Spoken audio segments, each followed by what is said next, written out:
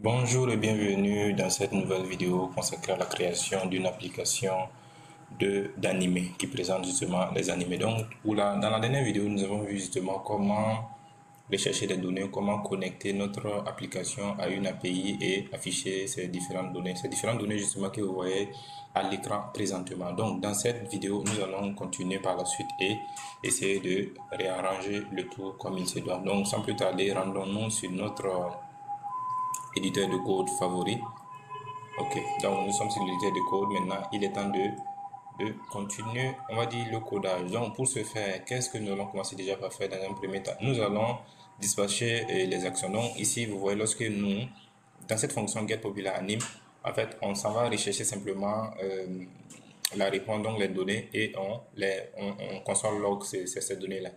Sauf que il peut y avoir des temps de latence, il peut y avoir des soucis de connexion, donc il est temps de mettre un loading, donc un petit truc qui va permettre de faire patienter l'utilisateur en attendant la récupération de ces données-là. Donc pour ce faire, on va sans plus tarder créer ces éléments en question. Donc ces éléments en question, comment on va les appeler? C'est justement des actions. C'est justement des actions, euh, justement des actions que nous allons développer. Donc ces actions, c'est quoi déjà?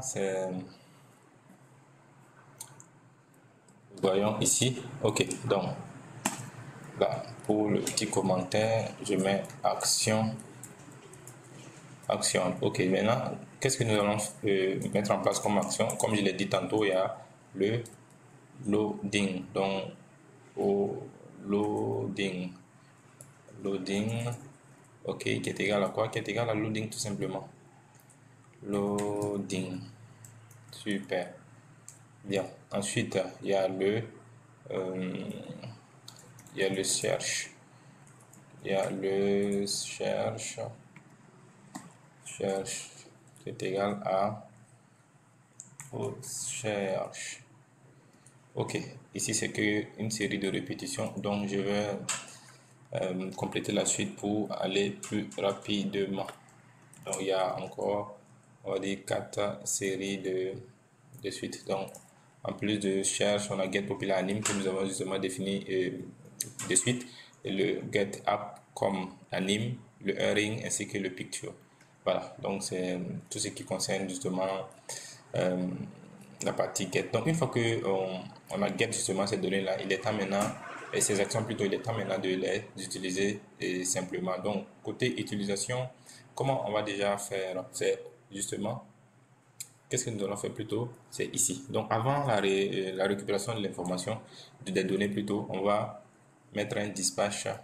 Donc ce dispatch-là, n'oubliez pas, c'est un hook justement qui permet de gérer ces cas-là. Un peu comme les hooks, comme use state, mais sauf que dans ce cas précis, c'est pas du use state. Donc on a dispatch type, deux points, l'action qu'on vient juste de créer, à savoir euh, le loading. Le loading. Voilà.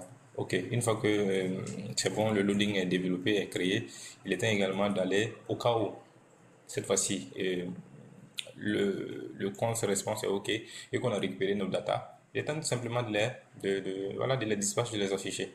Donc, je vais me débarrasser de cette partie-là et mettre un dispatch. Dispatch de quoi? Dispatch type comme là-haut, dispatch type, et maintenant j'utilise le get popular anime avec un payload de quoi? Payload data point data. Voilà, donc un peu comme quand on a console logué, donc on a utilisé justement la console logué pour avoir les data. Donc ici c'est pareil également. Voilà, donc on récupère les data sans souci, sans souci. Maintenant que nos différentes actions sont définies, il est temps de passer maintenant au réducteur. Donc n'oubliez pas, nous sommes en train d'utiliser Redux de React actuellement. Donc ça marche en deux parties. Il y a les actions qu'il faut définir, ainsi qu'il y a la fonction réducteur justement qui permet de changer cette action.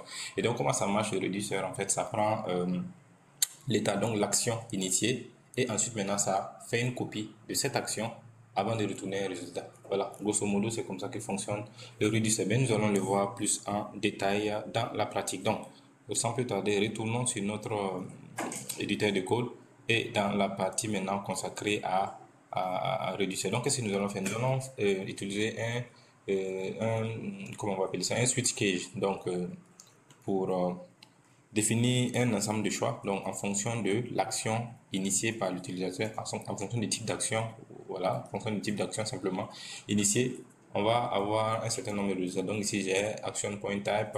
Donc le cas numéro 1, c'est lorsque nous sommes au niveau du loading. Donc nous sommes au niveau du loading. Qu'est-ce qui se passe lorsque nous sommes au niveau du loading? Donc quand nous sommes au niveau du loading plutôt, on retourne simplement, on return quoi? On return tous les éléments, donc donc 3 points, tous les éléments de l'état et on balance le loading à true. Loading à true. Ok, ça c'est le premier cas. Maintenant, il y a un autre cas également. Ça c'est lorsque nous sommes au niveau du loading. Mais si on n'est pas au niveau du loading, ça veut dire que le case est égal à get et get popular, get popular anim plutôt. Get popular anim. Donc, get popular anim. On est au niveau du get popular anim. On retourne simplement, on fait un return de quoi? Un return de, toujours pareil, hein? Donc, le state popular anime, popular anime, et l'action avec son payload, ça sera quoi déjà? Action payload, et le loading maintenant à la fin est à false. Le loading est à false, tout simplement. Le loading est à false. Voilà, ça c'est le cas. Et par défaut maintenant, voilà, on retourne plutôt par défaut, je ne saurais pas, non, c'est plutôt ici. Donc default, j'ai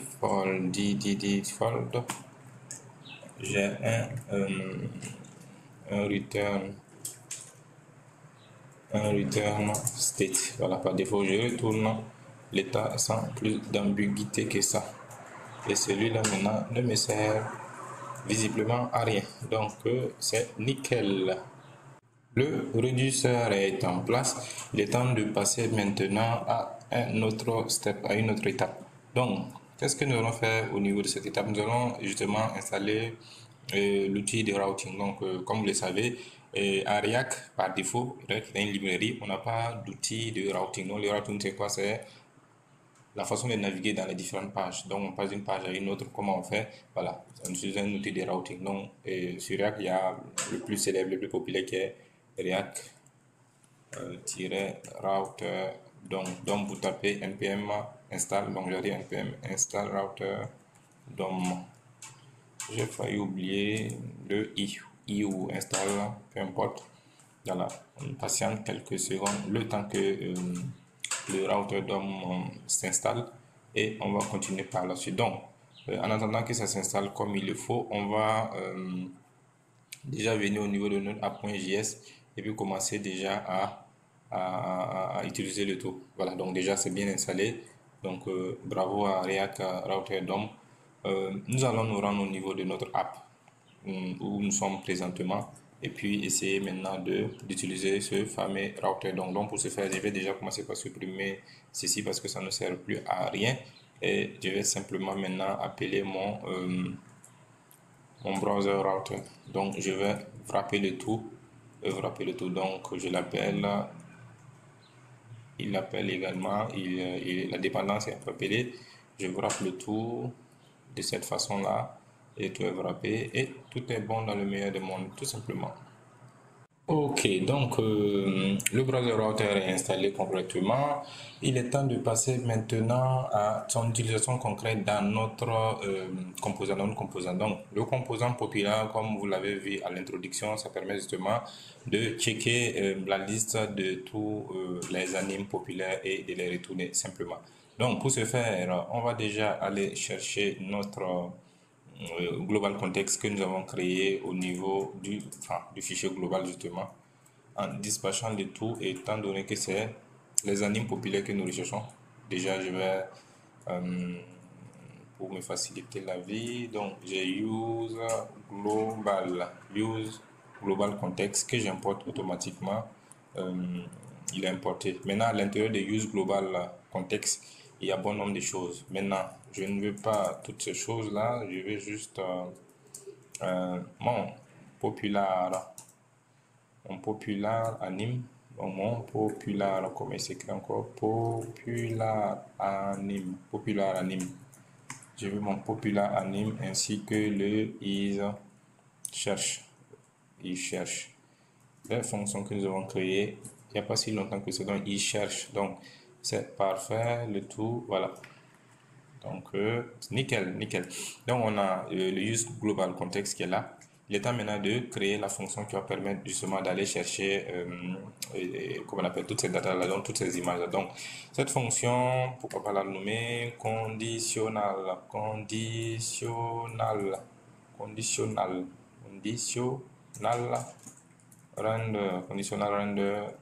fonction fléchée, la syntaxe habituelle. Ok, crochet, ok. Donc, un petit if en passant. Donc, si il ne s'agit pas d'une recherche, donc en gros, notre recherche, ou peu importe comment vous l'appelez, voilà. Donc, voilà. Tac. Ok, donc is not cherche. On retourne simplement. Donc, on a un return. Un return de quoi? Un return de popular anime que nous allons mapper. Donc la fonction de tri, la fonction de map pour justement afficher le tout sur notre, on va dire notre écran, notre tableau, voilà, notre écran. Ça sonne mieux ainsi. Donc on s'en va chercher les données qu'on va mapper, on va en mappant, comment on va retourner ces données là justement.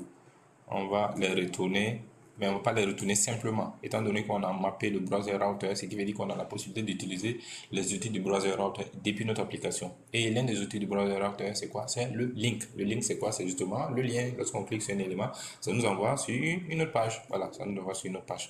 Donc, on a un link importé depuis le router, le browser router. Je vais vite, voilà.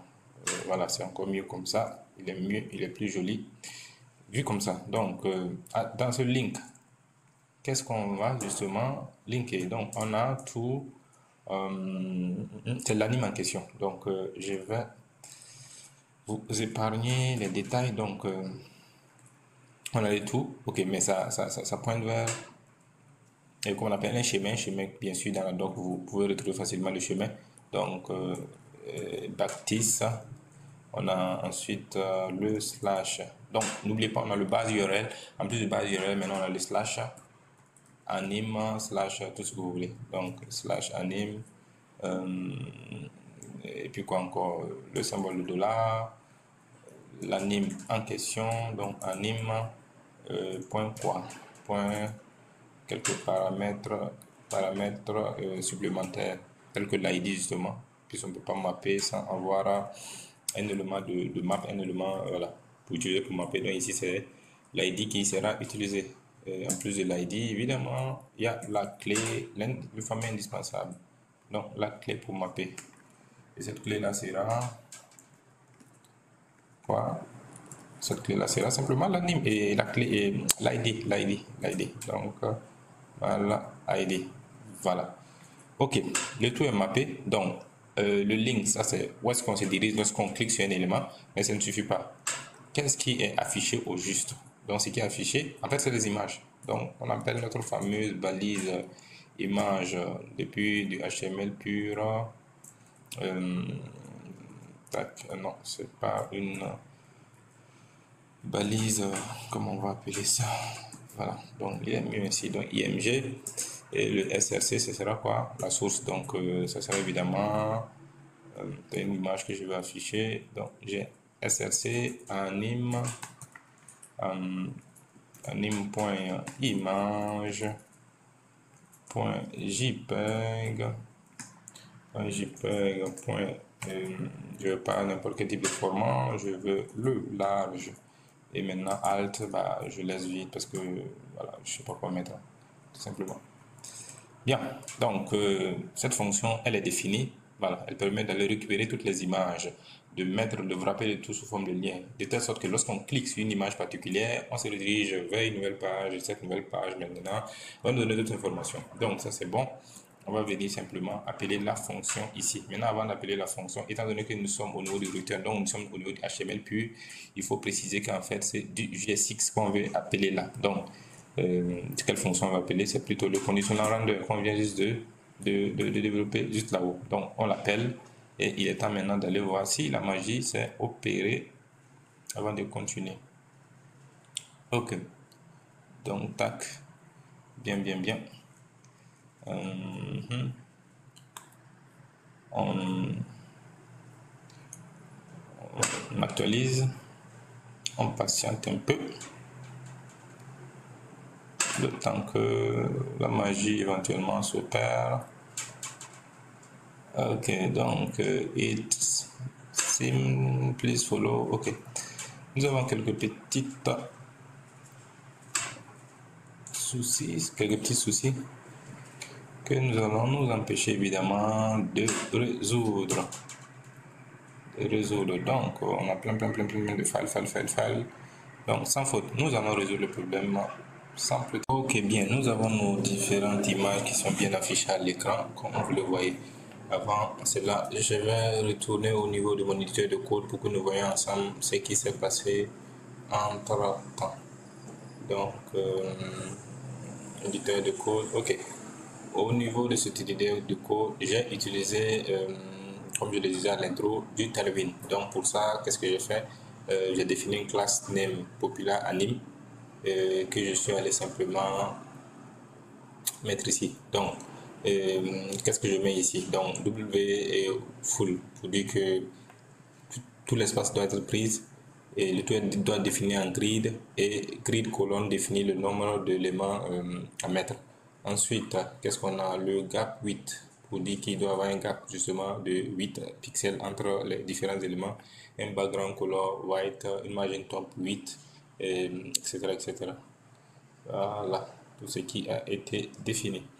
Ensuite, concernant l'élément A en question, c'est pareil, donc une H de 500 pixels, une border round, voilà. Bref, des éléments, c'est des éléments Tailwind de base, en quelque sorte. Ok, parfait.